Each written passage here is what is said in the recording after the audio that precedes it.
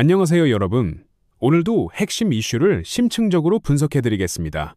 오늘 여러분과 함께 이야기 나눠볼 주제는 지난 6월 27일 발표되어 28일부터 즉시 시행된 그야말로 초강력 부동산 대출 규제, 바로 주택담보대출 한도 6억 원 제한을 핵심으로 하는 가계부채 관리 강화 방안입니다. 이번 정책은 발표 직후부터 시장에 엄청난 파장을 일으켰는데요. 대체 어떤 내용이길래 이렇게 뜨거운 감자가 되었는지, 그리고 앞으로 우리 부동산 시장에 어떤 영향을 미칠지 장점과 단점, 그리고 예상되는 부작용까지 심도 있게 다뤄보는 시간을 갖겠습니다. 자, 먼저 이번 정책의 배경부터 살펴보겠습니다. 정부가 이렇게 갑작스럽고 강력한 카드를 꺼내든 이유는 명확합니다. 바로 과열된 수도권 주택시장을 진정시키고 급증하는 가계부채를 통제하겠다는 겁니다. 최근 서울 아파트 가격은 연율 환산 시 9.5%나 상승할 정도로 과열 양상을 보였죠. 정부는 이러한 상승세가 단순히 실수요 증가 때문이 아니라 6억 원 이상 고액 대출을 받아 주택을 사들이는 상위 10% 고소득자의 투자 수요가 주도했다고 진단했습니다. 즉, 투기적 수요를 잡고 싶었던 거죠. 그래서 꺼내든 핵심 카드가 바로 주택담보대출 한도를 6억 원으로 제한하는 겁니다. 개인의 소득이나 주택 가격과 무관하게 대출 한도 자체를 막아버린 겁니다.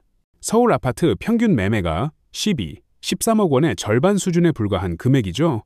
여기에 주담대 만기도 30년 이내로 제한했습니다. 정부는 이 정책이 고소득 투자자를 겨냥한 것이라고 말했지만 시장에서는 즉각적으로 실수요자와 중산층 가구에 상당한 혼란과 부정적인 영향을 미쳤다는 반응이 나왔습니다. 정책의 의도와 실제 시장에서 나타나는 광범위한 영향 사이에 간극이 발생하고 있는 겁니다. 그럼 이번 가계부채 관리 강화 방안의 주요 내용을 좀 더 자세히 들여다볼까요? 주택담보대출 한도 6억 원 제한 외에도 여러 중요한 조치들이 포함되어 있습니다. 첫째, 주택담보대출 한도 6억 원 제한입니다. 수도권 및 규제지역 내 주택담보대출의 최대 한도는 6억 원으로 일률적으로 제한됩니다.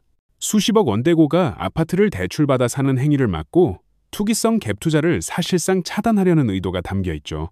이 정책은 6월 27일 발표 직후인 6월 28일부터 즉시 시행되어 규제 발표 전 대출 수요가 몰리는 것을 막았습니다. 둘째, 다주택자 및 갭투자 규제 강화입니다. 수도권 및 규제지역에 주택을 2채 이상 보유한 다주택자는 추가 주택 구입 시 주택담보대출을 아예 받을 수 없게 됩니다.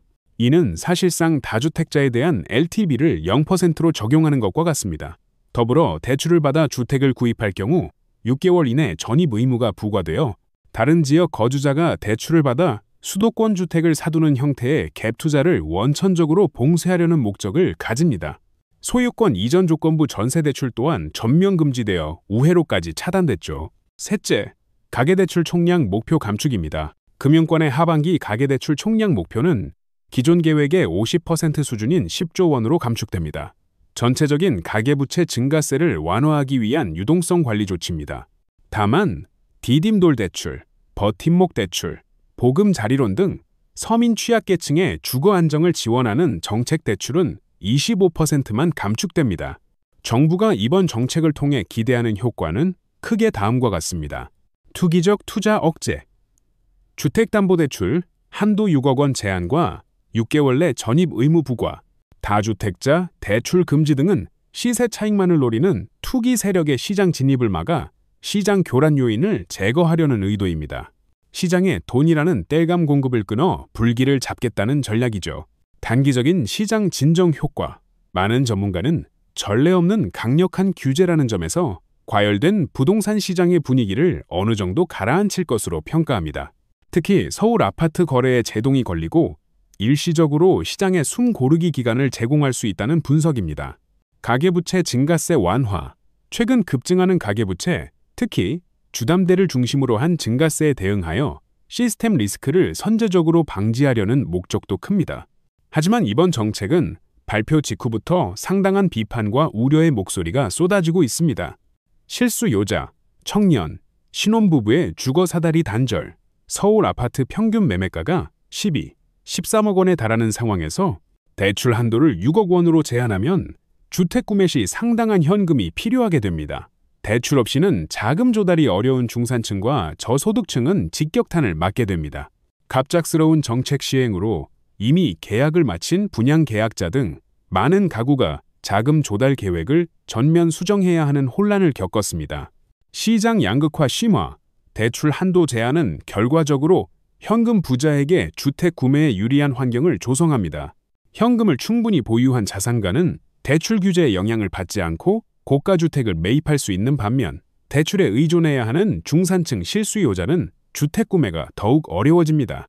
기존 대출 원칙과의 충돌 및 정책 불확실성 증대. 이 정책은 개인의 상환 능력 범위 내에서 대출을 허용한다는 기존 DSR, 총부채 원리금 상환 비율, 규제 원칙과 상충된다는 비판을 받습니다. 소득과 상환 능력에 관계없이 일률적인 대출 한도를 적용하는 것은 정책의 일관성을 훼손하고 향후 부동산 정책의 불확실성을 증대시킬 수 있습니다. 근본적인 주택 공급 문제 해결의 한계. 많은 전문가들은 수도권 아파트값 상승의 핵심 원인이 공급 부족에 있다고 지적합니다. 대출 규제와 같은 수요 억제책만으로는 주택시장의 근본적인 문제를 해결하기 어렵다는 의견이 지배적입니다. 공급 대책 마련 없이는 일시적인 진정 효과에 그칠 수 있습니다. 풍선 효과 및 시장 유동성 감소, 수도권 및 규제 지역에 대한 강력한 대출 규제로 인해 비규제 지역으로 수요가 이동하는 풍선 효과에 대한 기대감도 있었지만 전반적인 대출 규제가 주택시장의 유동성 자체를 감소시키면서 이러한 효과는 미미한 것으로 분석됩니다. 건설 및 금융업계 영향, 수도권 분양 시장 둔화, 재건축 재개발 이주비 대출 한도 축소 등 건설 및 부동산 개발 업계에도 부정적인 영향을 미칠 것으로 예상됩니다. 금융기관은 가계대출 총량 목표 감축과 급작스러운 정책 시행으로 인한 혼란으로 대출 심사를 더욱 강화할 수밖에 없을 겁니다. 그럼 앞으로 우리 부동산 시장은 어떻게 될까요? 정부는 주택시장 안정을 위해 수요와 공급 양측면에서 균형을 이루는 것이 중요하다고 인식하고 있습니다.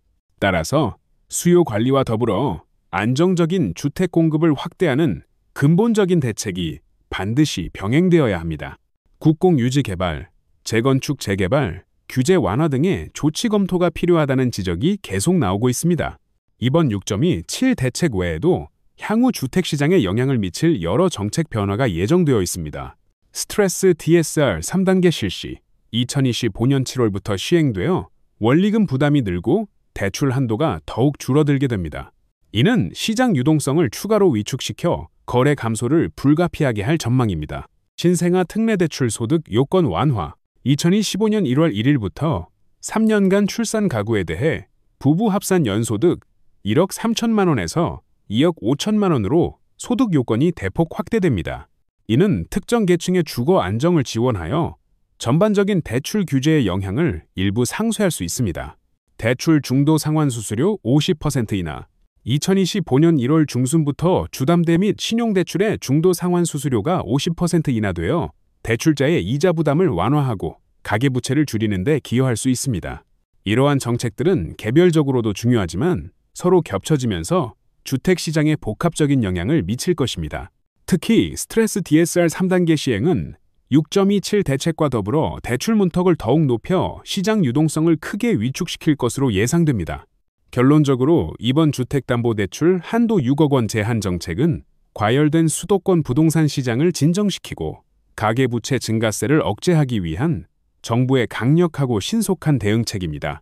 단기적으로는 시장 안정화 효과를 기대할 수 있습니다. 하지만 이 정책은 대출에 의존하는 중산층 실수요자의 주거 사다리를 단절시키고 현금 부자에게 유리한 시장 환경을 조성하여 부동산 시장의 양극화를 심화시킬 위험이 있습니다. 무엇보다 주택시장 과열의 근본 원인인 공급 부족 문제를 해결하지 못한다는 한계를 가지고 있습니다.